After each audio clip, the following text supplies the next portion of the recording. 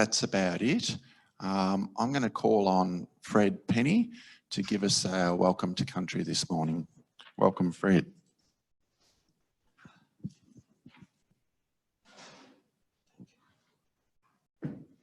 Good morning, everybody. Good morning. Morning. Good morning. Good, good. I'm Murich. Yeah. I'll give you a welcome to country in Noongar language, which is a ancient language, even older than me, but it's nobody's awake yet. Jason, I thought you'd laugh. No. Yeah, so, but first I'll give you a little bit about myself because it's also the story of a lot of Aboriginal people, Noongar people, Aboriginal people in general, but you know, I suppose I can just concentrate on our people down this way, the Noongar people. I was born in a place called Narrogin and taken from Narrogin as a 3-year-old. There was my brother and 2 sisters, and we were see, because this is relevant to, it's still affecting people today, you know, and people are still struggling with the impact of those times. And it affects their ability to you know, to have all those things that you need to survive in life, you know. And so we were taken at the age of 3. I was taken at the age of 3, and put in a place called Wandering Mission. If you're wondering where that is, that's down Narrogin Way. And it was run by the Roman Catholic group.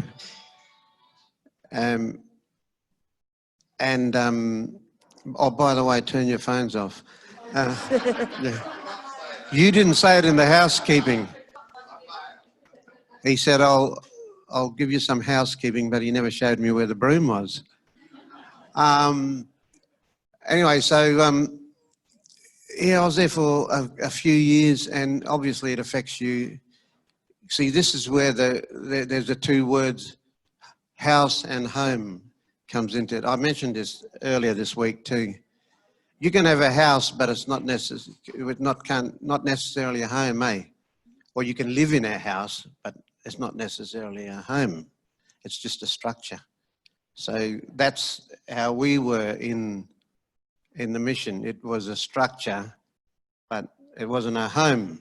Our real home was with our parents and our extended family, immediate and extended family, and with, you know, with all the all the traditional stuff that they had to pass down to us wasn't.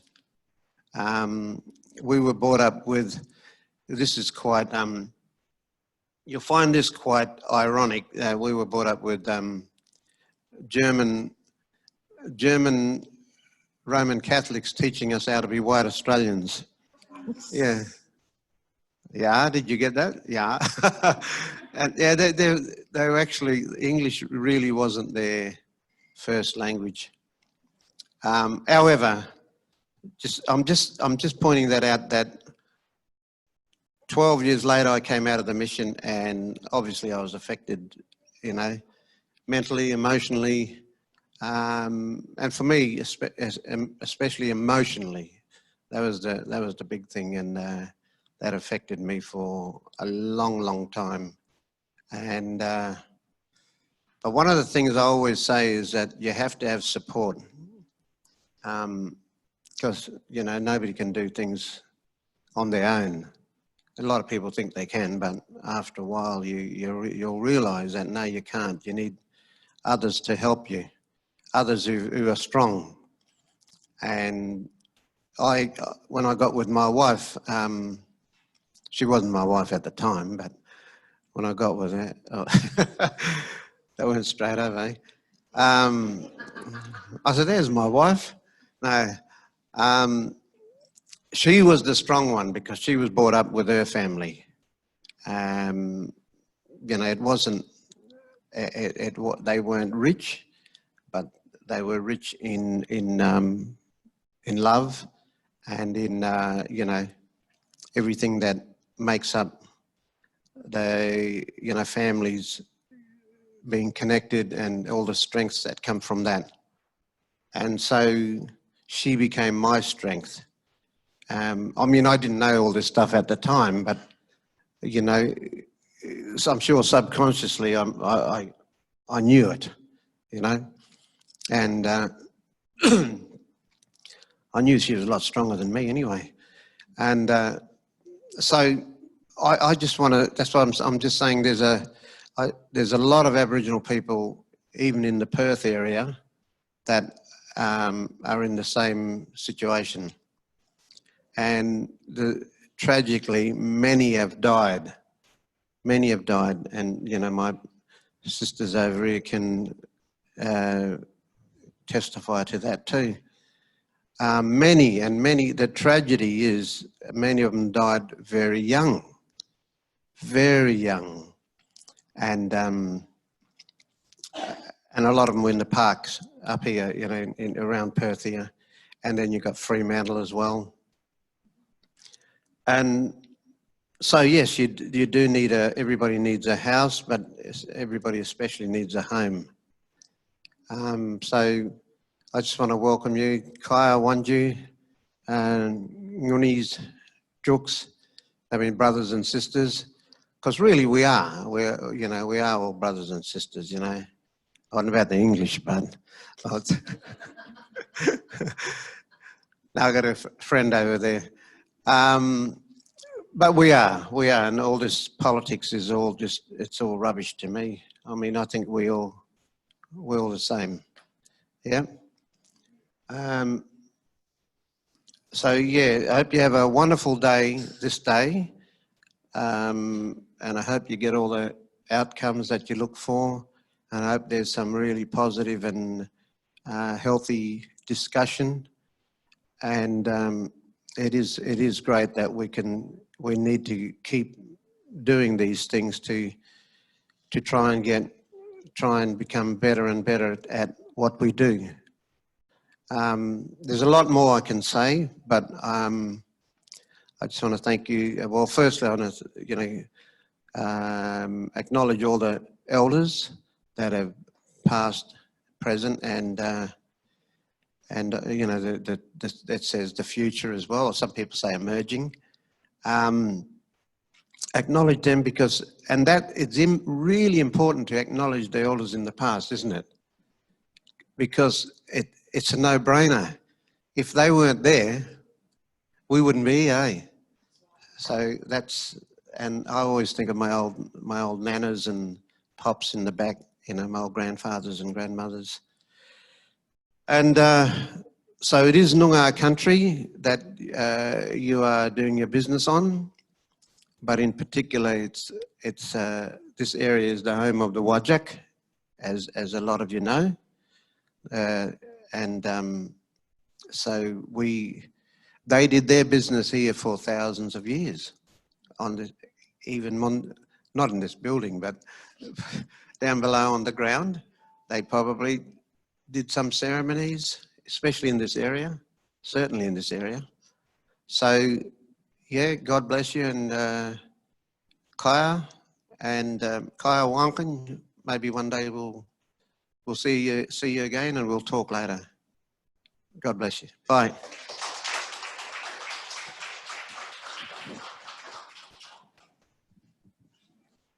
Thank you, Fred, and thank you for that warm welcome, and also for sharing a little bit of your story with us, and really bringing home the point about the sense of home. That you can have a house, but unless you have that community around you and that sense of belonging, then you have a home. So thank you.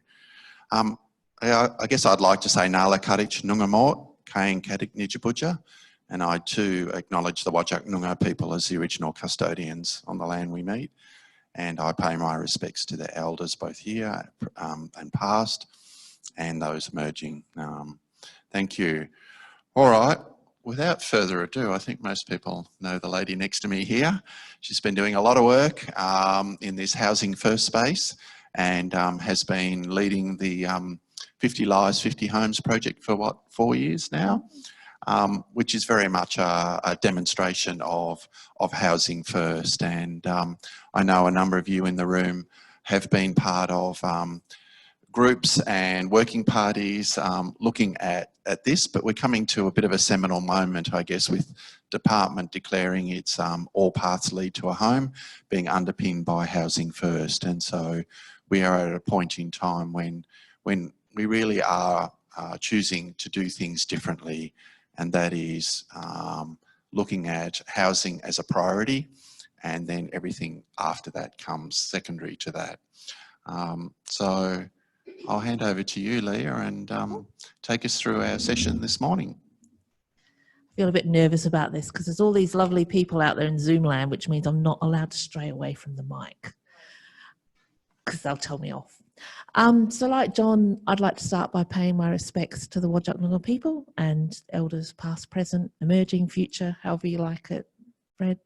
And because it's Homelessness Week, and this Homelessness Week's got a particular focus around Aboriginal homelessness, I'd particularly like to pay my respects to people in the Aboriginal community that are helping people in their community, that have people sleeping on their sofas, putting up family members, looking after their own, and often getting treated like their tenancies at risk because what they're doing is helping out their mob. So I really want to respect and show that we should start thinking about what people are doing and see that as a positive in our community rather than actually putting people's tenancies at risk as a result. So today, Housing First principles. What we're going to do is we're going to talk about Housing First principles, then we're going to have a break, and then we're going to talk after a bit more about the By Name List project. Zapper. So Housing First, I got really lucky. I got to go with 3 other people from Australia to go do the European Housing First Train the Trainer course, which meant I got to go to Liverpool, which was very cool, and got to go to Sweden. And then for some strange reason in April, they said it's not a good idea to go to Madrid for the final bit of the course. There was some sort of stuff going on. They didn't want visitors or something. So we're finishing that off online coming up over the next few months. So when we started doing that, what we noticed as the 4 of us who were going over there was that the European Housing First had 8 principles. My trainer was from England where they have 7, and then there was the American ones that had 5. We found another one that had 6. There was youth ones and this ones and that ones. And our first problem was we're going to come back and train people on Housing First principles. What set of principles are we going to train to? And we thought what we really needed was something that had a little bit more, this is an Australian set of principles. So we sat in a hotel room in Copenhagen and drafted the first Australian Housing First principles, which are at the back. They were reviewed and endorsed in March by Homelessness Australia. And we did it by, because there's actually lots of stuff in common across them. So we did it by comparing across the different versions, you know, picking all the I's and the good bits out, but also thinking about some of the stuff that was special about Australia. And we had some particular feedback from some Aboriginal colleagues around a little bits of language and stuff like that. But the other thing that we were also very clear on was that there's some more work to be done around a youth specific set of principles, and to actually have a think about what Housing First would look like from a very much that culture and have an Aboriginal set of principles. So what I'm going to do today is I'm going to run through the principles that we have and have a think about what that might mean for us in practice, but also what some of the policy and other implications are. Because as John mentioned, the department have put Housing First all over their strategy. So what would it mean if they're actually going to do proper Housing First, like to do it really, really well? So to help us think about that, let's do a case study. For people who don't know, this is actually quite a famous picture of Albert Einstein. It is not, in fact, a Rua Centre regular, though it's pretty hard to tell the difference. So in another universe, Albert didn't go to America and become a famous scientist. He ended up in Australia. So in a case study, oh, sorry, I have to do this glasses thing because I can't read and see you at the same time. So Albert's been sleeping rough for about the past 2 years. He's been homeless over probably about 8 years with some brief stays in accommodation before returning to rough sleeping. He's often evicted for things like drinking in his room, arguing with his neighbours. The last time he had a home was about 10 years ago. He drinks most days and is well known at the local hospital emergency department. He's often brought in by ambulance following a fall or because he's drunk. His drinking is contributing to his health issues. He's got both liver disease and diabetes. And the outreach team suspect he may have mental health issues as well, but they're unable to get an assessment for him because the mental health services require him to be sober before they can do that. Before he became homeless, Albert lived with his family. He has adult children he does not see and believes he may even have grandchildren he has never met. His wife passed away about 15 years ago and he gradually lost touch with his children after she died. He spends a lot of time in the local park. He collects bread from the day centre before they throw it out because he likes to feed the birds, and he talks to them about football. The Rangers know him well and mostly try and encourage him to find somewhere warmer to sleep. His relationship with the police is a little bit more problematic.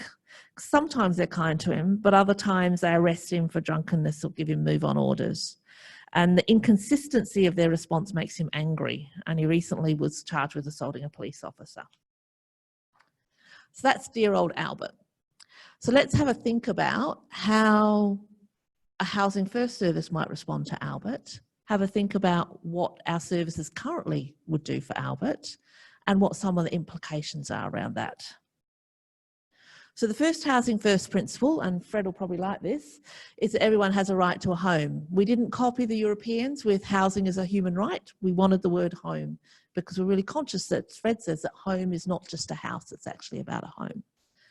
So what happens to Fred, not Fred, what happens to Albert, and hopefully Fred and anyone else who's homeless, in a Housing First system is that within a couple of weeks of being met by outreach services and identified as chronically homeless, he'd be offered a home. And he would have full tenancy rights and there'll be no prerequisites. He doesn't have to engage in treatment, he doesn't have to get sober. He has a home because he has a right to a home like everyone else. What currently happens, however, is that people go on really long waiting lists and have to fill out lots and lots of paperwork before they even have a chance of a home. And a lot of our services spend a lot of time supporting people, basically helping them maintain their homelessness while they're waiting for a home. The other thing that we currently do is that the way we offer people a home has got lots of conditions attached to it. So you can get this if you sober up first, or we can't possibly get you a home because you're all over the place. You need to get your life together first. Even some of the structures around the specialist programs. So often you might find that housing has a requirement around engagement in a particular structured program, or we can offer you a transitional home where you can stay there for a year, but not any longer, because of course, the best thing possible for you is to unsettle you and move you on and make you homeless again. So when we're thinking about Housing First and implementing Housing First, it does need quite a radical shift in how we deliver housing, around thinking about how can we simplify the process, how can we take out all of those pre-requirements and eligibility criteria, and also how we can take out some of those preconceptions out of our minds about what someone has to look like before they're eligible for a home. I think often people in the past, when we first started talking about Housing First, thought, oh my gosh, that won't possibly work. You're setting people up for failure. However, there's been international study after evaluation, after some of the 50 Live stuff that have shown that in comparison to all the existing service provision that we have and the sort of staircase getting you ready for housing readiness, which tends to have about a 50% hit rate of retention rate, actually offering people a home and giving them support that they want and that fits around them, off the bat has about an 80% retention rate. So we just need to have a little bit more faith in people and in the services that we deliver. The other thing around policy implications, if everyone has a right to a home, is that we can't ignore the elephant in the room. We need to talk about housing supply. A lot of the places around the world where they've implemented housing first don't have magic big piles of housing, so their housing first is only available for a small group of people. Unless, of course, you're Finland, who went, actually, you can't do housing first unless you do the housing first. So they just built masses of houses and converted all of their shelters into homes for people. So they are probably the only place in Europe that is able to show a year-on-year reduction in homelessness, because they actually realised that to get an end to homelessness, you actually have to invest in housing. So, second principle. There's Albert. He's now got his home and a beautiful set of very fluffy slippers. The second principle is about housing and support are separated.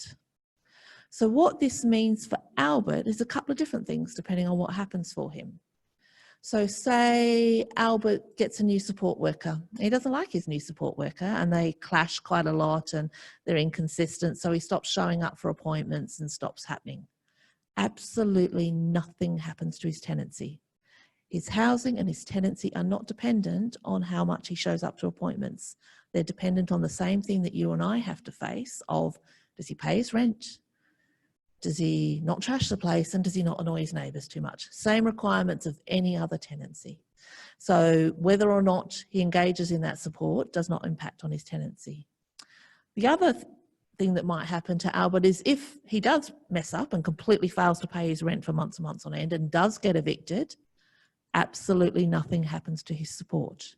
His support worker stays in place whether or not he's in that housing. If he moves house, if he returns to homelessness, their job is to try and get him immediately back into housing as much as possible. So we're not tying those two things together. What that means for workers is that actually we get to do this sort of unwavering support for people. We get to be their champions regardless of what is happening for them. It's also good for housing providers, because what we have at the moment is a system where I think partly in response to people's nervousness about the lack of housing is we've tied particular properties to particular programs all over the place. And I know, talking to housing providers like Foundation and Access Housing, that this drives them crazy because they can't allocate the right house to the right person because that house is tied to that program and that house is tied to that program. You also sometimes get some unintended consequences of that, where we think we're doing the right thing around making sure that the housing has support with it. We had a case a few years ago, someone in the ICLS program that really broke our hearts. It was, they'd been quite stable with their mental health for a number of years, had a very stable tenancy for a number of years, and there was a change in worker. And lots of inconsistency because of staff turnover, and the relationship completely broke down. Therefore, they were seen as not engaging in their support program. And because they weren't engaging in the support program, they were no longer eligible for the house. So they were evicted from their home because they didn't show up to counselling. And I don't remember that I have to go to counselling once a week to keep a roof over my head. I'm not quite sure why someone else has to. The outcome for this person was that they ended up quite rapidly becoming one of the most frequent visitors at the A&E department at Royal Perth because their mental health declined so much. We need housing and home and mental health and things like that are really intrinsically linked in terms of supporting each other, but we need to make sure that actually housing is something you have a right to, and you have your home, your support is completely separated from that. Okay, so there's the first two. The next one. I did not do this to Albert. I found this picture on the internet. I do not have those mad skills. So, flexible support as long as needed. We listened a little bit to Albert's story, and it shouldn't surprise anyone that if someone has been through that amount of issues, that many years of homelessness, all the trauma around his loss of his family. And then if you think of some of our Aboriginal mob, who it's like intergenerational trauma and loss of country, you don't get fixed with 1 year of case management and a structured program. You actually need support to be really, really flexible and to actually fit around those persons' needs. So what in a housing first system this might look like for Albert is that when he first moves on, he sees his worker a lot. They might come around every day as he's getting used to this whole new thing, because actually, to be quite honest, he's never looked after a house before. His wife looked after his house, and then when she died, everything just went apart, and that's what led to his homelessness. And so actually there's lots, and he needs lots of support and reassurance. And then as he gets settled, he might see them less because actually he doesn't need them as much. And then if things go wrong, he might see them more again. So that flexibility to come and go. And I think what we tend to do in the way we structured services, and I think this is about how we think about how we fund services, is lots of services are funded around you get this many hours of support, or we give you this structured program, or we, you know, you can only have 1 year case management. And often you might see people who are exited from case management or exited from support services, even though they still have support needs. And I think that just sets up that there's not those services around to help people when they need it. And it needs to be able to come really flexibly. I think that has a big implication also in terms of how we think about how we might fund housing first services. The English are very rigorous about their high fidelity to housing first and talk about needing really quite low caseloads. So a caseload of like maybe 1 to 8, not 1 to 20 or 30 or, you know, something like that, so that you actually got that flexibility to move around. Oh, I'm miles behind in my notes. Let's just use slides. Okay, the next principle is active engagement without coercion. And so this ties in a lot to that flexibility.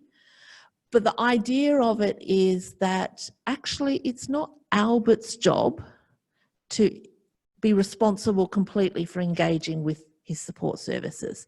It's actually our job as support services to be engaging. And often you might see situations where people might be exited from services because they didn't show up to a couple of appointments. So in a housing first world, what would happen to Albert is he sees his caseworker quite a bit, they get on quite well, and then he starts spiralling, he's drinking heavily, things are getting a bit unwell, so he stops answering the door and maybe not showing up so much. His caseworker doesn't give up on him. They'll keep showing up and going, maybe if I take some bread, because I know he likes to go feed the birds. Maybe if I start talking to him about the football, I can just get in the door. So that really, not coercion, not you have to show up, you have to do this, but that really using creativity and that really authentic relationship with people to be able to actually engage that person. When we were doing our travels, we visited these lovely people in the Netherlands, this guy called Cookie for some strange reason. And he talked about a person that he was supporting who would often just like shut himself in and not go out much. So what Cookie would do is Cookie had a dog which he adored. So Cookie would take his dog for a walk and just swing by the person's house and say, I'm walking my dog, do you want to come? And it was those little things that helped get people out of the house. So that really nuanced way of actually engaging people in things so that we take some responsibility for making sure that connection happens. I'm going to have to find my notes now because I can't remember where I'm up to.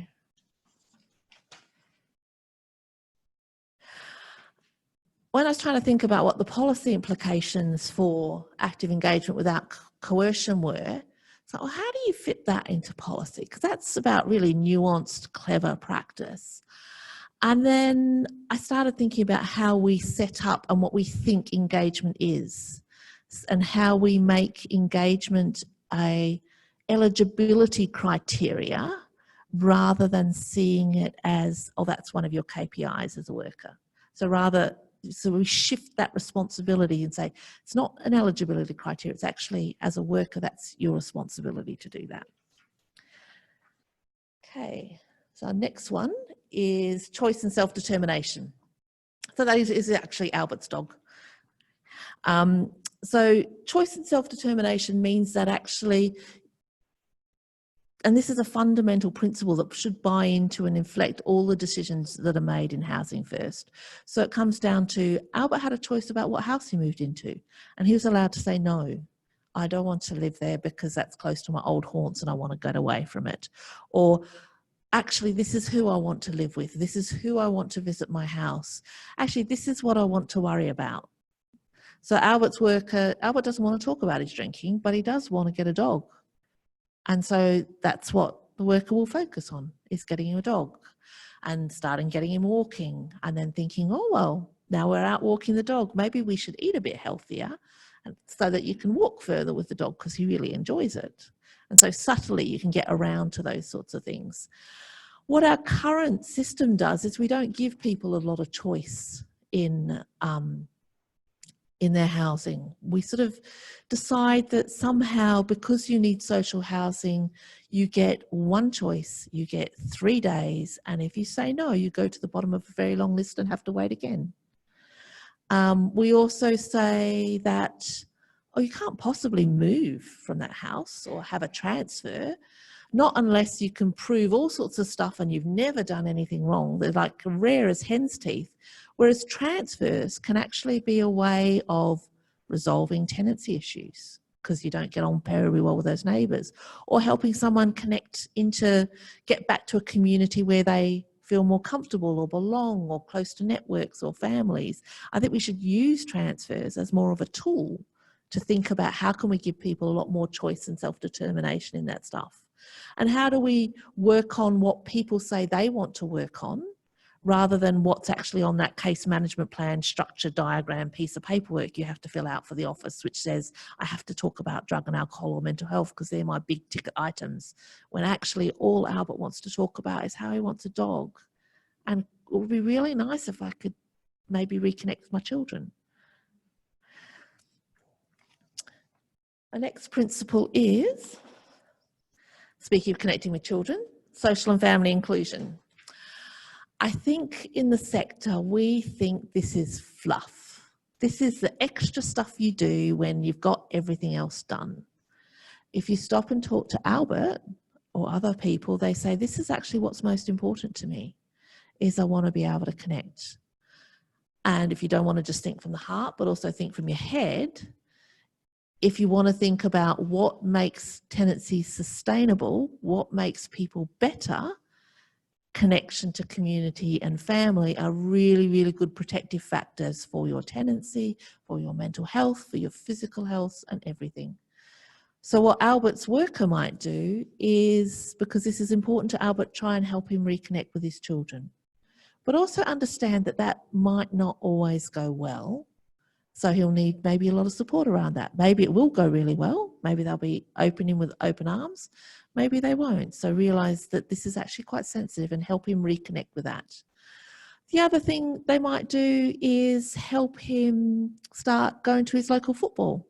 And not, he loves the Eagles. They're fantastic, but it's quite expensive to go there. But he could, maybe West Perth is around the corner. It's a bit cheaper. He could go along there.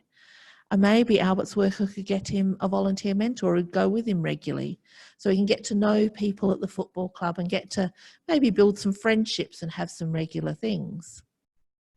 And I think when we often think in our sector about doing work in this social inclusion space, we think about, what's that ghastly term, meaningful use of time activities. And we often see people planning, oh, I'll take Albert on an outing, or we'll go do this with Albert, we'll go do that with Albert. Those sort of things don't help Albert build friendships. What helps Albert build friendships is going back to the same thing over and over again, because he needs to build connections with family, friends, community, not just a connection with a worker. I think as workers, we think we're fantastic. We're actually the most unreliable resource to people, because we get new jobs, we move house, and we just disappear. Whereas building friendships and connections with family is what will stay and be that support for Albert through the rest of his life, not just for the short period of time that we've currently got this job. So in terms of policy implications, I think it's more about just thinking that we should prioritise this work, that it's actually important. rather than seeing this as, secondary or not really what the purpose of support work is. Okay, number 7 is recovery-orientated practice, and there's Albert at the beach. If anybody's worked in the mental health sector, they'll probably be quite familiar with recovery-orientated practice. And I think recovery-orientated practice, if we've, Albert might have actually been settled in his house long enough now that he did actually manage to get his mental health diagnosis. What recovery-orientated practice talks to is actually seeing him still as Albert. He is not his diagnosis. And I think sometimes we worry that if someone has a mental health problem, we need to know lots and lots about that diagnosis and lots about the medication and all that sort of stuff. Actually, what you still need to know is actually this is still a person who wants a good life. So how does he manage to deal with those symptoms? How does he maybe help him have conversations with health professionals, but mostly focus on that social and community inclusion stuff, which is what will help him get better and well. The other thing that comes up when you think about recovery-oriented practice is the difference between dignity of risk and duty of care. So your dignity of risk is about realising actually it's okay. We can make mistakes, we can get hurt, and not using duty of care as an excuse to wrap people up in cotton wool. So Albert, quite radically, might decide that he wants to go water skiing. We do not have a duty of care to stop Albert from breaking his leg or doing something risky. We need to allow him the dignity of risk and maybe go, let's get you some lessons and make sure you wear a life jacket, but go water skiing, Albert. Rock out. So in terms of what we do now, it's mostly around that we do lots of risk assessments. We think about duty of care. And I was really touched by one of the English services I visited who doesn't do risk assessments. They have safety plans. They actually think about people not as a big fat bundle of risk, but about somebody who, yeah, let's think about how to keep you safe, but let you still be in the world. My final picture of Albert is harm reduction. I searched the entire internet and I could not find a picture of Albert Einstein with a drink in his hand. Like, how is that possible? So harm reduction. People might be used to this if they've worked in drug and alcohol space before. But harm reduction talks about how actually you do not have to be clean and sober. That is not the only option. That we can still provide support to people who continue to use or drink or do other sorts of risky behaviours. And we might try and help keep them a little bit safer with that sort of thing. So Albert, he doesn't want to talk about his drinking. He doesn't want to stop drinking. He's an old man, there's few joys in his life, and one of them is having a beer and talking to his new mates that he's met at the football club. But what his worker might do is, because he's mindful of the falls that he had, just make sure his place is a bit safer in case he has any falls. I think we do a lot in this space. One of the places I visited on my travels was in the Netherlands, and nobody in the world does harm reduction like the Dutch. Every single service that you go into, you're allowed to drink, you're allowed to use, there are injecting rooms everywhere. And I was sitting there thinking, oh, the Dutch, aren't they cute? Look at how fantastic they are about this stuff. But I was travelling with my friend from Melbourne, who's one of the other trainers, who said, oh yeah, we do that in Launch Housing in Melbourne too. I was going, oh, so maybe it's not just the Dutch. Maybe actually we're quite prudish when it comes to thinking about drugs and alcohol. So we have a whole lot of services where actually you can't stay here and have a drink. You can't stay here and not be focusing on being sober. You're not allowed into this program. You can't possibly hold down a tenancy if you have alcohol problems. And there's this really great book called The Book To End Homelessness, where the guy who wrote it points out that 95% of people with drug and alcohol problems, chronic users, heavy drinkers, have tenancies. Some of them have mortgages and jobs and are working down the road in the city. So obviously sobriety is not a requirement for tenancy. It's not actually. So we can think about how can we support people using this harm reduction approach rather than this very rigid sobriety approach. And that's not just in, say, long-term housing, but if we are going to have crisis accommodation, also think about those. Think about actually, do we need to have you can't have alcohol on the premises. It's actually legal. So, you know, can we think about what the low threshold approaches that they talk about in the strategy would look like?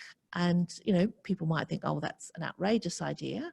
I worked in the UK many years ago when we shifted a service from being, you know, the standard, you can't have alcohol in this building, to actually it's legal and you're adults, just don't drink in the communal areas. And so it was a little bit freaky the first time someone walked in with a slab of beer on their shoulder to go to their room. Our service had less incidents and less issues by allowing people the dignity of being allowed to drink in their room and to treating them like adults. Because the difference is, instead of going out and getting pissed, pretending it wasn't happening and bouncing through the whole building, people just went to their room, drank some beers and watched telly. So, you know, actually that whole trick of Housing First is about actually getting back to realising that we're not dealing with clients, we're dealing with people. And that it's about a practice that treats people like people, but thinking about also our policies and our structures and how we design our services so they recognise that we're dealing with people. On the training that we did, we also spent some specific time looking at trauma-informed care and trauma-informed practices, which is obviously crosses over into this quite a lot. And what I love about trauma-informed practice is it asks not what's wrong with you, but what happened to you. And if we start looking at our practice and our policies from that perspective, and also reflecting on what our structures, what our policies and what our services do that actually reinforce trauma in people. So some of the things that we've talked about around the housing application process, that actually what that does is reinforces you have to jump through hoops and boxes and be rejected and rejected, because you're not a person who gets a home, you're a client who has to fill out forms. So that's the principles. We've probably got about 5 minutes before we have a break, and it might be nice to actually see if there's any questions that people have. Cool. Yep. Hi, my name is Moretta Kickett. I'm in the native land title. My number is WAD 557/2018. But I'm also live underneath foundation housing. I in with the homeless and that. In my family structure, I did have a mum and a dad, and not was in a stolen generation. Many years, since the age of 14, I stumbled and I became on the streets. Now, when we're looking at services and situations and that they're underneath mental health, and that sometimes workers don't come under that there, it's all under English and that. I'm a genealogist now because the foundation housing give me that relief of housing me, because I had nowhere to go. My mum died 11 years ago. I'm part of Fred Penny's bloodline, but as I said, I'm a genealogist. I backtrack all my European family and also my family here in Belia country. I am the granddaughter to Clemmy Miller, which is the son of Sarah Yettung James. We carry the Chinese name. But also on the other side, my great-grandfather was the witch doctor from down in the Stirling Ranges. His name was Sammy Miller. Now, all due to housing and that there, a lot of our Indigenous originals suffered a whole lot through alcohol and other drug abuses and that. Sometimes a lot of people don't understand the situation because most of us was torn away from our homes when we're coming back from our homes. Our foundation was our mother and our father. And when we're looking at Sister Kate's, who provided a lot of homes for stolen children, well, that's where our foundation has broken down. I've heard so many people from different nationalities had got up and spoke about the country that wiped our people out. And I know because my great-great-grandfather is Sir Charles Samuel Drake Brockman. I am a Drake Brockman also, all on my maternal side through Granny Maggie Colbung. I am a Colbung from Belia area. This is Belia.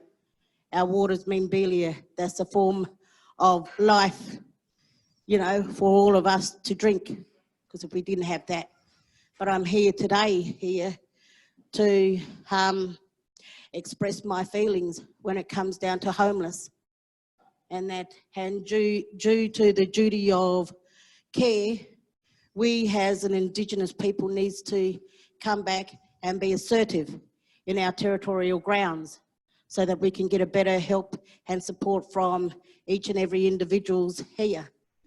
And if we don't come out and speak, well then how you guys are going to know how we feel when you're coming here, you know, when you're coming to the homes that you put us into and you have nothing to understand where we come from. And that is why I come here to ask if you can put the genealogy in your curriculum. Because the fact is, when we're looking at intergenerational trauma, we can connect back to how each and every one of us as families. You know, because family is our foundation. Without that, we have no structure. We're torn down from pillar to post because we intergenerational trauma, because we have no idea where we are, where we stand and who we are, unless we do our genealogy. And what breaks down in our Noongar family, or any family right across the whole of our sovereignty, we lack in an understanding of communication. And that's why we need people in the mental health. My sister is a professional mental health worker underneath the Kick consultation. And but I am not. I lack an education. But I educated myself over 6 years since the 18th of June, the anniversary of the Proclamation Day, when the generation family, Captain Sterling or Lieutenant Sterling, had taken over here with the generation grandfather John Septimus Rowe, because that's our family on the Drake bloodlines. But here, as I'm here for all my people down in Belia country, because I am Belia. Even though Henry Belia never looked after us, he looked after another man's child. And that was Charles Samuel Drake Brockman, because he had another wife. They broke it down to us so that we didn't understand who we were and where we come from. Made us more look like dysfunctional people underneath an organisation that overrid us and overpowered us on our territorial grounds. And that also, when I look at it, well, who are we? And that can we cater for our own families? Because everybody here is all our family when I come looking at it. And if we all come underneath England, well, I am the generation granddaughter to Queen Victoria through my generation grandfather, old Major Alfred James Hillman, because that is my bloodline. You know, that has all come from underneath that bloodline hand. My grandfathers never had a say. They actually had their head chopped off. And we are here to remind us today, and that who dares to stand up against the Queen will have their heads chopped off. But this is our country. We need to look after it and nurture it. And everyone here in our country, we need to house them. Because I've seen so many people on the streets here, because I live here. This is here in East Perth, is the Miller's Cave, right there at Claysbrook train station. That's the Miller's Cave. I am a Miller. I am the direct bloodline to each and every generation that everyone talks about. And they were all kings of here. But I also come from kings from England. So where they give us the authority to stand on our territorial grounds and help you guys without yous turn around and say that this is what you need. You need to come back to the people, not the community. Because the communities, when you all coming down into the communities, everybody is traumatized.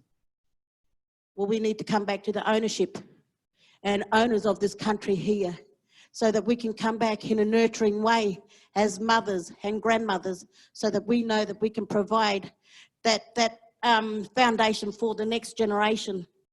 And it starts here right now in this room, because you are the carers. You have the duty of care to help and to support each and every one of the people in the community. And you know, and if anyone has a say, well, I think we all should come together as one and unite. And this is where we come back into our genealogy, because who knows, in an Indigenous family, that could be your bloodline there too, because everyone has all wiped out their memory and they forgot, because of too much trauma is in this world of today.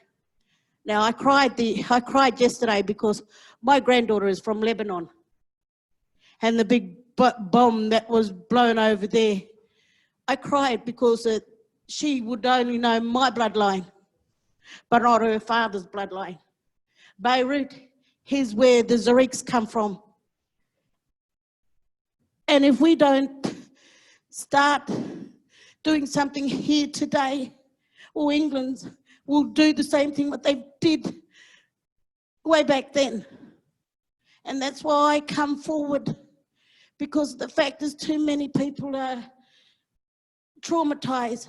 Their foundation is not set properly, where they have their full foots in the ground and to take up that leadership. Thank you.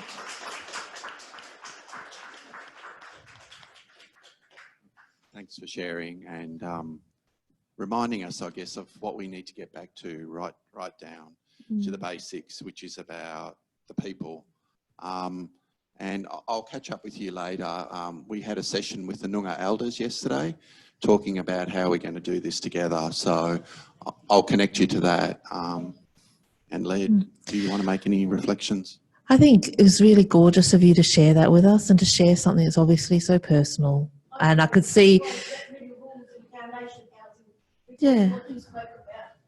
When our family's on the street and they've got nowhere else to go and it's cold, I've actually, the little tiny lounge chair, I've actually pulled up my lounge chair, had a mattress, and I've helped my people here on the streets. Many times Chris had come to me and Clara had come to me, you know, you shouldn't do that there. I said, but I've got a heart. Yeah. I can't close my door on my children because they are my children. If you can understand me, well then, as you being a mother and you're a mother, well then you know how to nurture your family and your children. Yeah. I met this amazing woman in the Netherlands, a woman called Melanie, who was the head of Housing First in Netherlands. And she talked about how social work and community work has been really unkind to workers. So if everybody who's working in practice thinks about, why did we get into this in the first place? And what the stories were and what inspired us. We thought about, there are often stories about, I want to help people, I want to make a difference, I want to change the world. And what social and community work has done to us has made us do the opposite of that with our values. It has made us evict people. It has made us say no to people. It's made us say, oh, you can't have this, I can't do that, I can't help. And she talks about how Housing First practice is about inviting us to get back to why we wanted to do this work in the first place, that we wanted to help people and change the world. I want to actually stop and listen to people's stories and understand where they're coming from, what's happening. Actually do the time and put in the work to think about why you have extra people in your house, that actually you don't want a top of the list thing. You talked about, I want a choice, I want to be at home, I want to belong, I want to connect to family. So that's why I'm really excited about the work that the Alliance was leading yesterday with the elders, and looking at how can we bring this practice and get a really deep understanding of some of the stuff that you're talking about, to make Housing First practice about understanding culturally what it means and how we can change what we do for people to be really different, and led by people like yourself and Fred and the other elders who actually know this work. Because we need to stop and listen and learn a lot more than we talk. Thanks, Okay. Leah. I've got one more question online here, if I can Yep. just jump in with that. So the question is, what do you think is needed to support the WA service system to change to this housing first approach? I think we need to take some of the complication out of the world. So I think there are some really practical things about looking at our caseload numbers. Let's look at what's expected of services and how we design our contracts so that they're actually genuinely outcomes based. So our outcomes, what we report against is what are our retention rates? Not did you do so many X's and Y's and fill out so many bits of paperwork. Actually, what are your retention rates? Are you giving people homes? Are you keeping them people in homes? And then letting services work in ways that support them around that. I think we need to understand more about what housing first practice looks like in Perfect, but we also need to actually have a really good hard look at housing supply, because there was a guy that said something around homelessness is about a lot of different things to a lot of different people, depending on what their story is and where they've come from. But homelessness is always about one thing for everyone. It is always about housing. So if we don't face the housing supply issue, we're not going to get very far. Yep. Wasn't on then.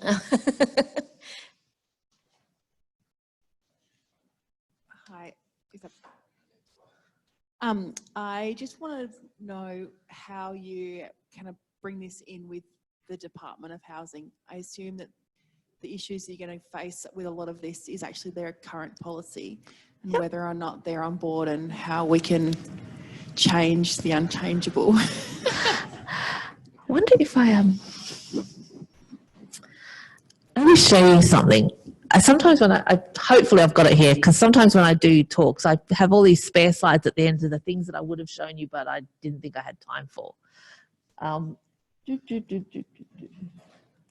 See, we're doing graphs after the break. We did this in this gorgeous project I'm working on called Wongi, where we're looking at helping the local mob understand housing. We drew a snakes and ladders map of what it takes to get a house and all of the different things and bits of paperwork and how things can go wrong. And if you take out every single little square, you go, oh, that sort of makes sense. Like, makes sense that you have to have ID because I need to know who you are if I'm going to get you to pay your rent. But when you unpack, what does it take to get that? This is what we're doing to people at the moment. So I know my gorgeous CEO is thinking we need to sit down with Shelter and talk the department and go, look at this. This is what we do to people at the moment. Can we make this a little bit simpler? Maybe more like that. So we find people, we support them, we give them houses, we help them stay in them, and less like that. So I think that's some of the work that we need to do. Yeah. Lucky for those spare slides. Any final questions? Because I think what we'll do then is have a 10-minute break and we'll come back and look at the by name list. So yeah, thank you. And for those on Zoom, you can make a cup of tea. Go get a cup of tea. A bit of a warning, before the break, we've talked about lots of heart stuff about Housing First. After the break, we're going to get our nerd on and we're going to talk about head stuff. Okay, thank you.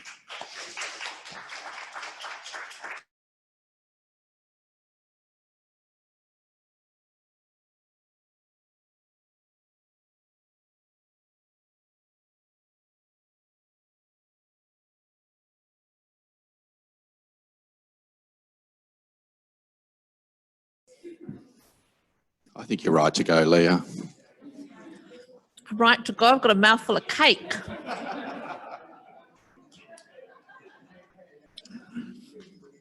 Okay. Whew.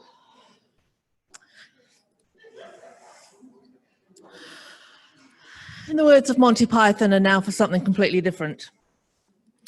So before the break, we were talking about Housing First, which is a lot of heartfelt stuff about how we do practice. And it's a lot about how we provide housing and support to individual people. Mostly has a conversation we're having during the break, not about how we're doing it now, but how we'd like to do it, how we possibly should do it. So now the second bit, I'm going to talk about some other work around the by name list. So this is brain stuff.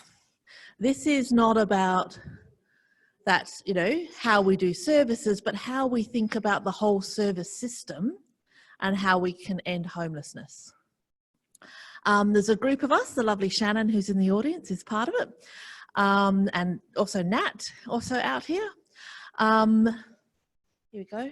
You can be Lego characters. A group of us from across a whole range of agencies who've been learning and finding out about this new methodology around an advanced zero approach, and the by name list is one of the tools in it. We're being taught it by a mob from the States.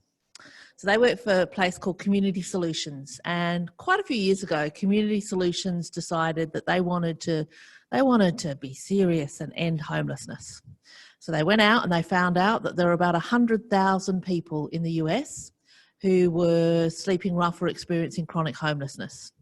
So they thought, well, the solution to this is we're going to build 100,000 houses and we're going to give it to them. So they went out and they actually built 105,000 houses, and then realised that they'd only reduced rough sleeping by 20%. So maybe the world is a little bit more complicated than just house person, house person, house person. And that's actually what we need to be able to do if we want to genuinely end homelessness, is understand how the whole system works and how the bits and pieces work together. Because we're not going to have enough resources to magically do everything, but how can we use what we have better and use improvement approaches to actually improve how our system flows together and makes things. So they've been teaching us about this magic thing called the by name list. Next slide. Oh, that. So the by name list works off the idea that A, you cannot end homelessness unless you know who is homeless, unless you know them by name and enough about them to be able to help them. But homelessness isn't about dealing with statistics and numbers. It's actually about people, and you can't house Mickey Mouse or person 1053, but you can house John. The other thing it's about is understanding that to be able to make changes that are effective, we need to work from evidence, and we need to work from real-time data about what's happening. So historically, we've tended to think about and, you know, get information about homelessness once every 5 years at a census, which takes 2 years to get the number out, or maybe a once a year street count or something like that. And one of the founders talks about, you wouldn't just check the weather once a year. You actually check the weather every day if you want to know, do I wear a coat today? Do I need an umbrella? Shall I hang my washing out? So if you want to actually actively address the nuances and the little bits and pieces within the homeless system that don't work, you need to actually have some real-time information. So what the by name list does is it compiles a list of people who are homeless in the local community by name with some information about them. And it looks across these 6 key data points that you have there. So it looks at how many people do we actively have homeless in our community right now? How many people in the last month have moved into housing? How many people have moved into left homelessness for other reasons? So they've become inactive, and that might be they've gone to prison, they've left town, they've returned to country, they've passed away, or actually we don't know, we just can't find them. And then at the other end, it looks at who's coming into homelessness, who's new, who's returning from housing, who's returning from inactive, which is probably the problem they had with their 100,000 Lives campaigns. They were just looking at the outputs, number of people housed, but weren't looking at the other direction to see how many people were entering homelessness each month. So the idea is that we want to get, when we talk about ending homelessness, we want to achieve what we call functional zero, which is not that there's never ever going to be anyone homeless ever again, because that might be impossible, but that homelessness is rare, it's one-off, and it's really short-lived. And there's actually a way of measuring it. You measure how many people do I have homeless, and is that number smaller than the number of people I house each month? i.e. there is enough movement in the system that I can house everyone who's currently homeless by the end of the month. So people aren't waiting and we're not clogging up our system. So that's what the by name list counts. It counts those sorts of things. And then the idea is that we then use that to find where are all the little sticky spots in the system. Now that we can actually see how it's working, we can find where it's not working. So we might find, aren't we clever? Homelessness is going down, but we're not actually housing that many people. They're just going to jail. Or there's lots of people moving to inactive because we just can't find them. What that would tell us is that actually we're forgetting about people. They're being overlooked and forgotten. We don't know what's happening to them. So our outreach and our engagement hub services, our day centres need a bit more resourcing. Or we might notice that lots of people are returning to homelessness from housing. So therefore we need to put more work in our tenancy support services. Or if they're coming from prison, then we need to put work into there. So we can actually find out where are the bits in the system where things aren't working. So we can actually get a lot cleverer about how we direct our services rather than just, oh, I've got a bright idea, let's do this. It's actually all informed by evidence and we can test out, does it work? Therefore we should keep doing it, or does it not work? So let's come up with another bright idea. The other thing that we have in the by name list is people might be familiar with the terrifyingly named VI SPDAT surveys, which are stupid fucking name. But it's just a simple survey that asks a whole lot of yes or no questions, but gets a really good picture of what people's housing, health, and other needs are. And because we have those, we might also notice that there's lots of movement through the system, but there's a group of people that never move, that always stay homeless. And what is it that they have in common? So we might then look into that and find out, actually, isn't it interesting how it's always the Aboriginal people who remain homeless? There's one of the communities in the US that actually did get to their functional zero, and they've done it with about 14 places, have ended either veterans homelessness or chronic homelessness. A place called Rockford, Illinois. And they went from 300 people regularly, they could see it month by month, who were homeless in their community, and they got down to 9. They thought, rocking it out. You know, we meet the criteria, we've got more than 9 placements, we only have 9 people who are homeless. It was the same 9 people over and over again. And when they looked at that, they went, what do these 9 people have in common? Oh, we're in America, land of racism, they're all black. So you can use that to go, do we need to, lots of people with acquired brain injuries that are not getting housing, therefore we need to look at services that might meet those needs. All sorts of different things and nuances around that sort of stuff. So what our team, our fabulous Lego characters, have been doing is focusing on building this by name list. And at the moment we're in a situation where we're building it up, we're training lots of services on how to use it, we're getting information in there, and we've not got to the quality data set yet. We can start to tell some things, but we're really conscious, and they've got some little checklists, there's lots of boxes around, you know, we haven't quite hit quality data. But I thought I could show you a few of the things that it does already show, because even though it's not quality data, it is already starting to tell us a story. That's what our by name list, just one of our graphs, currently looks like. The green people are rough sleepers, and the red ones are other homeless, so people might have been rough sleepers who've moved into accommodation, temporary accommodation. When you look at that graph, you think that it's telling you a story about how homelessness got a lot worse recently and there started to be a little drop. It's not what the story is it's telling you. It's actually telling you the story about how we've been developing the work of the by name list. So when you see the first rise, can I have a microphone so I can go stand up next to that? This will mess with the online people. And that can be it.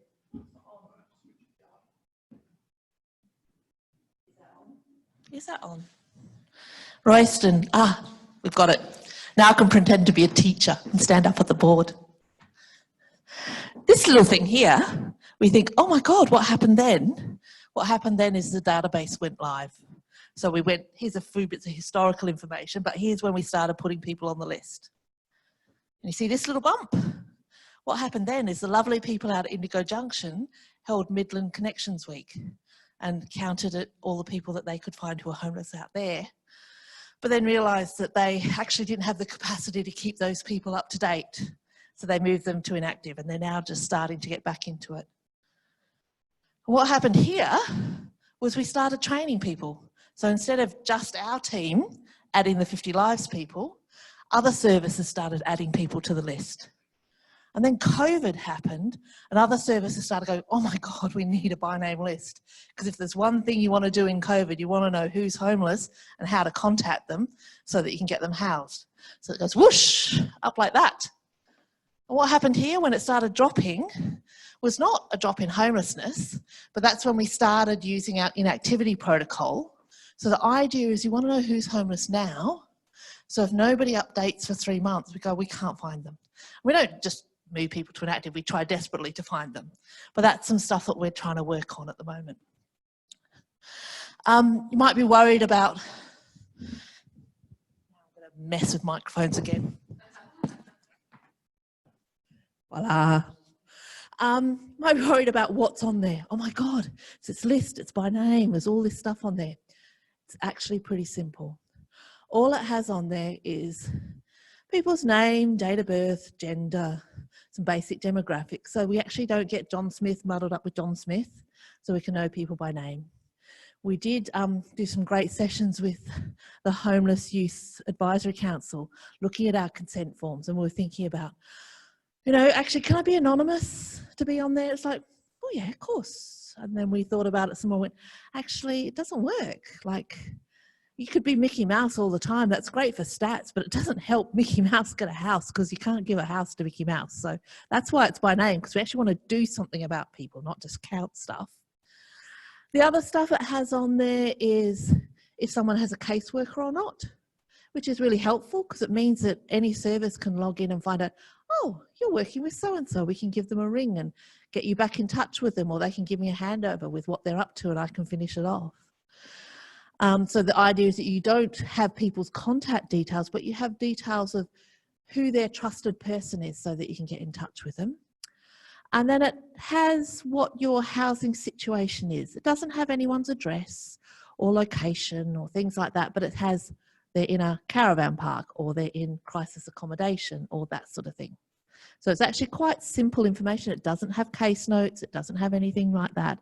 It's just enough information to be able to understand how the system is working and who is most vulnerable in that system and needs help. Here's another magic graph from the by name list. So this is the inflow and outflow. It doesn't have the number of people actively homeless. It's got those other categories. What's fascinating about this is, remember in the other list we saw there were probably about 800 homeless people counted on the list so far.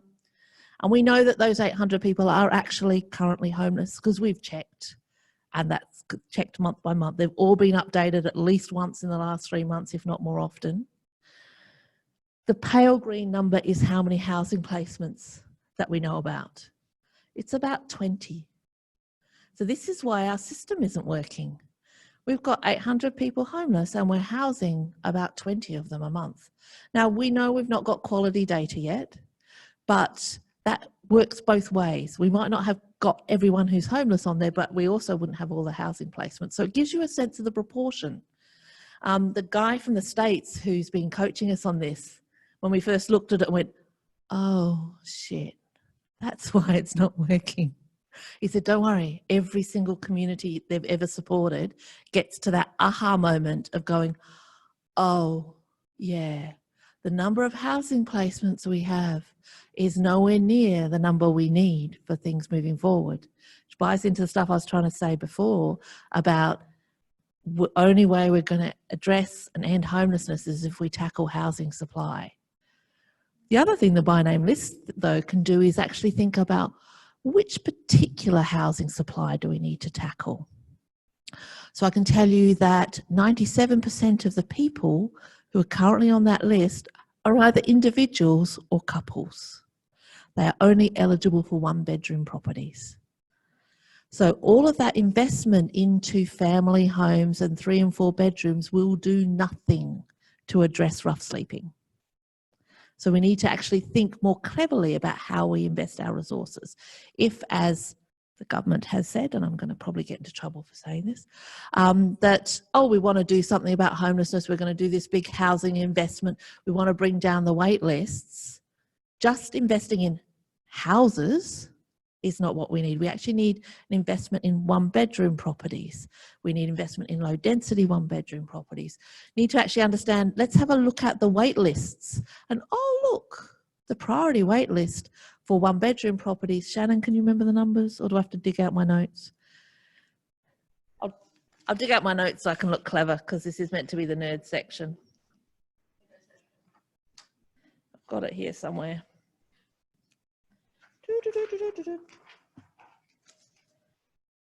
Okay, wait list. Okay, priority wait list, 69 weeks if you're priority listed for a one-bedroom property, in comparison to 21 weeks if you're priority listed for a three-bedroom property. So it tells you a little bit, this is what we need to invest in. The other bit you'll notice maybe is those big dark green bits. That's our unable to locate. So that's currently the space that we're working on, is realising actually we need to get our outreach and day centres working a lot more to make sure we don't forget and lose people, that they're not just getting lost. Cool. And then there's so much more. There is all of the data in the world. So we've actually got this fabulous thing, which all of that VI SPDAT data, we can pull it and interrogate it. We can pull out, actually, these are the issues for youth homelessness. This is the number of young homeless people who are sleeping rough, who have acquired brain injuries, and actually get a really good sense of the proportion. And we've used this a few times recently. We pulled out all of the youth data for the youth working group looking at Housing First for Youth. We pulled out all the over 55s for a group that wanted to look at older people. I pulled out all the people with dental issues a while ago for someone who wanted to apply for housing around dental. Yep.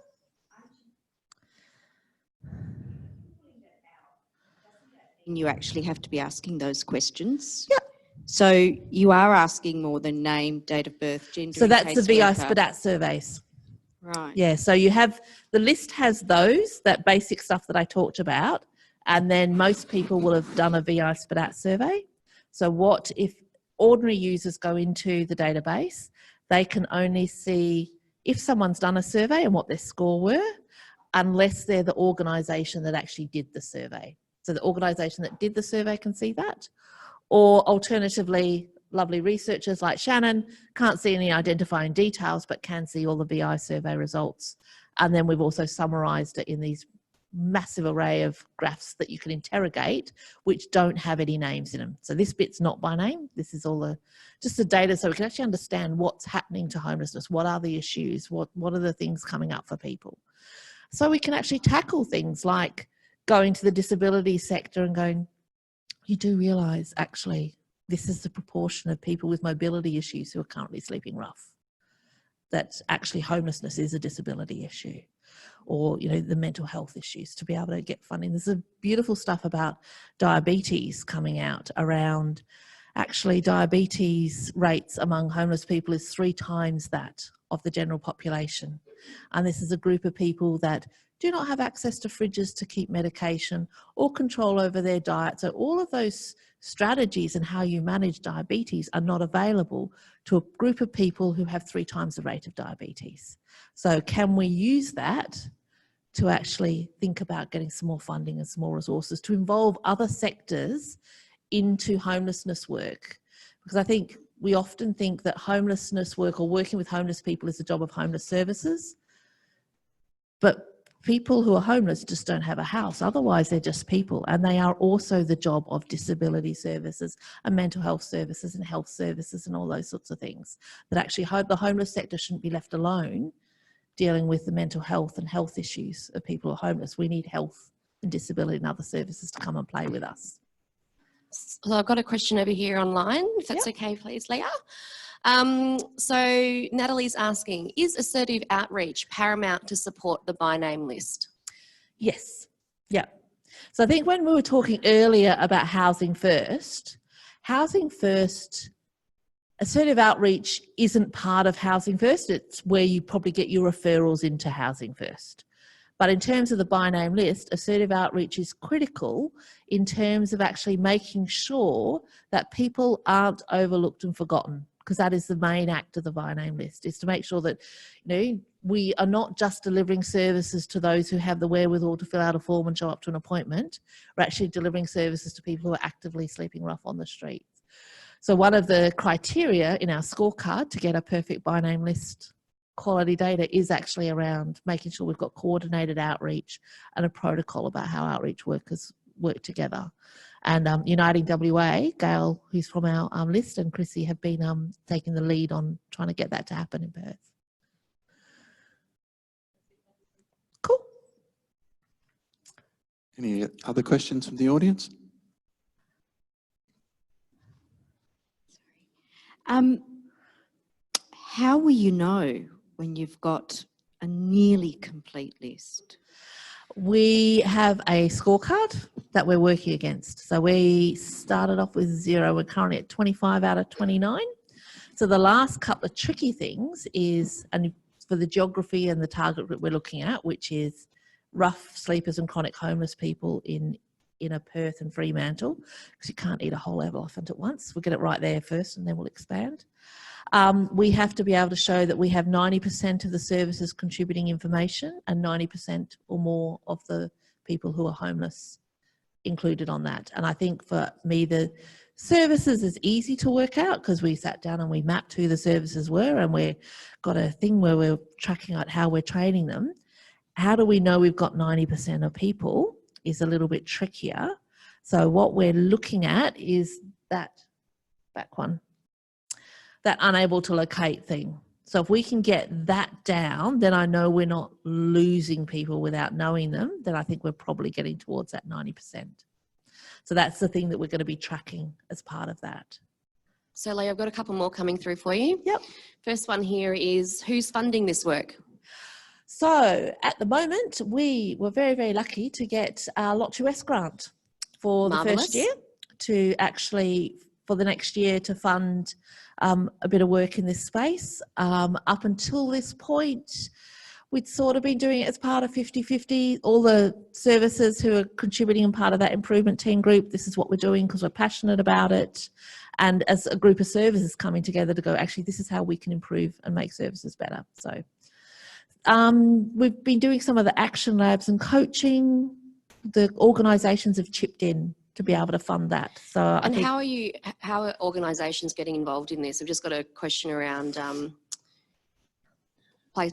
groups like Day Dawn, First Nations Homelessness Project. Are they part of the scope of this work, or how does that? So we've got the core group, which is about 13 of us who are involved in the improvement team. And we've got a list of people that we're trying to get signed up and trained. So that includes those organisations and others. Great. So I've certainly been talking to Jessie at Day Dawn. But we also sat and thought about actually some of the people who are really good at knowing who's out there are actually some of those goodwill groups who might not actually be the right people to want to be updating databases.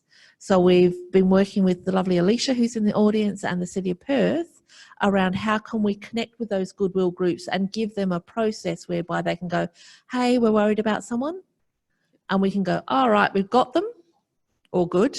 Or we've got them and we know who their caseworker is. Is there a message you want to pass on so we can share what you're worried about? Or actually, we don't know where they are, we haven't seen them for a while, or we don't know them at all. Can you introduce us? So connecting them into the outreach teams. So I think at the moment we're in a situation where we're like that snakes and ladders game that I showed you earlier. The sectors are not sector, it's not our fault. It's just how things are. The system's a bit of a mess. And so what we're doing is trying to get the tools to help us untangle that mess so we can actually move forward. So rather than thinking in silos about how can I do my service better, thinking about how does my service fit in with the whole system so that we can make that move better. So this boom, boom, sounds like it's all about data. And, you know, Which it is. Nah, that's the trick. All the nerds think this is all about data. It's all about research. It's all about counting. Let me tell you, this is not about data. This is about changing the system. It's about change. So it's not perfect data or perfect research. It's about how can we get enough information so we can make really good decisions to try out improvements to our system. So you can only get a better system if you realise that actually I'm not quite sure what we're doing and it's not quite working, and actually face that. If we all sit in a circle and talk about how fantastic our services are as they are now, and we just want to keep doing more, we'll just keep doing more. And what more has produced is lots of people homeless, not many people being housed. So if we want to do something different, we need to actually go, actually, we don't know. We don't know what will work. We want to be able to work out how it will work. So because I'm such a nerd, I did a 3-hour coaching call on improvement science that started at 6:30 in the morning on Tuesday. Blew my head out. It's fantastic. You need to look at that. Yeah, there's probably special drugs I could take just to deal with that sort of issue. So this is the stuff, they keep showing us this diagram over and over and over again. So the idea is that you could only change things if you're really, really clear about what it is you want to achieve, and that's measurable. So what we want to achieve, ultimately, end homelessness. Well, that's a bit amorphous. What we want to achieve is we want to reach functional zero, so whereby there are more people housed each month than there are homeless each month in this area, in this population group by this date. So you need to get really clear. So that I think often people, when they think about, and me as well, I'm not talking about other people, I'm in this bundle as long with the rest of us, we leap to, I've got a great idea, I've got a solution, let's look at our strategies, let's look at that. And the learning is, let's actually look at where we're going, be really, really clear about what it is we want to achieve. Then stop. The next step is to think about how are we going to measure that? Like, how are we going to know we've got there? So the issue they had in the States with their original thing of, oh, we want to achieve 100,000 homes because we've got 100,000 homeless people. It's like, oh, actually, we want to achieve a reduction in homeless people, no people who are homeless. So what does it actually look like? It doesn't look like just 100,000 homes. It looks like less people homeless, more people housed. So you need to be able to measure it.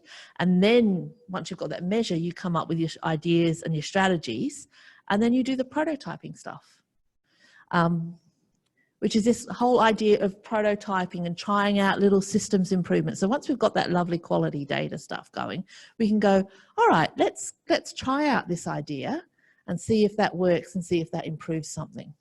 So this isn't by name list stuff. This is from our experience with 50/50, a couple of examples of how we did that there without the full whack of all this behind us. So one of the things that came up, I think someone mentioned here or in another point, was around, actually we want to get people housed.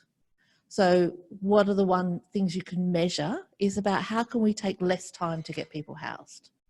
How can we go from it takes 69 weeks to get someone a house to it takes 2 weeks to get someone a house? So one of the things we noticed in 50 Lives was that actually, let's not just measure how long it takes to get a house, but let's measure how long it takes to get an application and then how long it takes to get a house, and realize that there was a big gap between knowing someone and getting an application done. So what are the things that are causing that hole? What are the things that are causing that problem? One of the things that emerged was ID. One of the reasons people aren't getting housed is because they don't have a housing application. The reason they don't have a housing application is they don't have ID. The reason they don't have ID is because they don't have ID, because you can't get ID if you don't have ID. So it just goes round and round and round and round. So we came up with this magic idea of, wouldn't it be amazing if we got Centrelink, Burst Deaths and Marriages, a JP, and the housing department all sit in the room at the same time and did an ID clinic. So we did that in 50/50. We did about 5 of them. And we went from it takes weeks to get someone priority listed to you could do it in half an hour with someone with no ID. And they would come out fully priority listed with a birth certificate, and you as a caseworker would have a notarized copy in your file for when they lose it next time. So we did those for about 5 of them and got quite a few people up. And then the magic started to happen because Birth, Deaths and Marriages came to us and said, oh, it's a bit of a drag that people have to show up to a clinic to do this. Would you like us to give you a back door so you can just send us an email and a support letter and we'll get birth certificates for people with low ID? So that's where we sort of, the idea of you prototype an idea. It's like, I've got an idea and I can convince someone to do that 3 times. And once I've convinced someone to do it 3 times and shown that it's worked, I can convince someone to do it 10 times. And then I can convince three other organisations to do it. But if I do it 10 times and it doesn't work, I don't waste my money setting up a pilot project and wasting $1 million and getting to the end of 2 years and being too embarrassed to admit that it didn't work. So that's a prototyping idea. On the ID clinic note, this week for Homelessness Week, the Rua Centre did a massive ID clinic for the last 2 days. And I think they gave out 130 birth certificates and got about Congratulations. 40 or 50 people priority listed. So John's giving me the wind up. And I'm just going to jump in say before John does. There have been a couple more questions, Leah, but we'll take them on notice. I just want to give you a heads up. There's a really good question around how will we do this in regional WA, you know, up north, east, that kind of stuff, and getting this embedded into the homelessness So the strategy. regional WA, the good news is that as part of our Lot US grant, we got funding to do a Connections Week event in the 4 regional centres. So we're reaching out to those regions because that's that first step of getting people working together across services and getting an understanding of what's happening with Fantastic, thank locally. you. Cool. Okay, I'm going to wrap things up and... Sorry. That's all right. For notice, next time, let's not put those 2 sessions together. They're really 2 completely different audiences and odd things. Okay, that's a good point. Look, a year ago in Homelessness Week, we talked about Housing First and we got Bob Jordan from Ireland to come and talk about what Ireland was doing around the whole Housing First. And out of that came the whole turnaround from the department in terms of adopting Housing First as part of its strategy. And now we're seeing some of this now coming to fruition here in Western Australia. We've always been committed to this whole approach and have been spending time influencing and seeking to raise awareness and understanding around this whole approach. We've still got lots of work to do. We were reminded in the session earlier about how sorely this is needed, that we need a different approach. And the thing that I took from that first bit was we really need to normalise. You know, if we talk about that right to a house, it's normalise it, you know, not make it preconditional on all things. You know, we all need a home and it needs to be a normal process as much as possible. And so that's a real challenge for us and for us to be able to respond in that way and help people maintain a home, not just a house. And then obviously the second bit, which is obviously about the data and the information, but more importantly is how we're using that information. And it's really good to see how, despite the circumstances we've found ourselves in the last 3 months, it's actually helped accelerate some of this process. It's helped increase the information on our database, and we're now starting to learn how to use that information. So I can see things, we're really at a cusp of change here. And I thank you so much for sharing your experience and your wisdom and learnings as we've all been going on this journey together. And I'm sure we're going to have many more sessions over the next 6 and 12 months about this, and we can see and anticipate some real change within the sector. So thank you, Leah. I'm going to hand over to Lisa to give you a gift. And maybe have some last final words, you know, because why not? First off though, Leah, this is a fire stick, and we've been fortunate enough to get them from Jewelry Dreaming, which is Belinda Cox, this amazing Noongar woman who has these beautiful smoking sticks, so to cleanse your house and things like that. So I just want to present that to you. I'm not going to stand up. No more roasting pictures. So this is super exciting, and I've had the privilege this week to represent Michelle McKenzie, our CEO, who's leaving lockdown, I think, in about 2 minutes, which is very exciting. She's been quarantined for the last 2 weeks. So in my capacity as acting CEO, I'd really like to thank you all for coming along today. But I also would like to just make some final comments on behalf of our chair of this week, Mr. Gordon Cole, who at the start of the week has asked us all to take up the challenge to create a paradigm shift And that paradigm shift has to be about making sure that Aboriginal and Torres Strait Islander people are front and centre in the design, the leading, and how we move forward in this space, and using, you know, it's not rocket science, is it really? Housing first? Yeah. So I just wanted to thank you all today. This is our last public event for the week. So the team, who have been quite remarkable, with some of them back at the office doing other stuff. Just a big thanks to the Shelter WA team. And John from the Alliance working with us this week. It's been great. And please go to our website. There'll be more materials coming out. Everything's been recorded this week. So if you did miss something, jump in. The Wednesday morning session we had with Margaret Foe in Canada as First Nations housing and homelessness was pretty fantastic. So if you didn't get to that one, definitely jump online and have a listen. But and I'd also just like to thank Fred Penny for his beautiful welcome this morning. It was really quite heartfelt, and we've loved working with him all week. And yeah, thank you and have a marvellous afternoon.